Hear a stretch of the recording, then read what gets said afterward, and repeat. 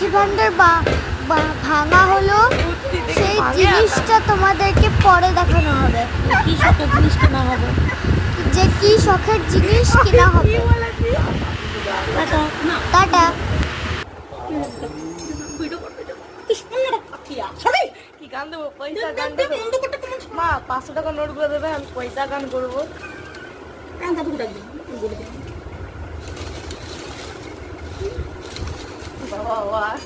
আমার টাকাটা দিতেই আমার কেমন খুশি লাগতেছে যে শালা এত কষ্ট করে জমাই আমার কতদিন দিয়া।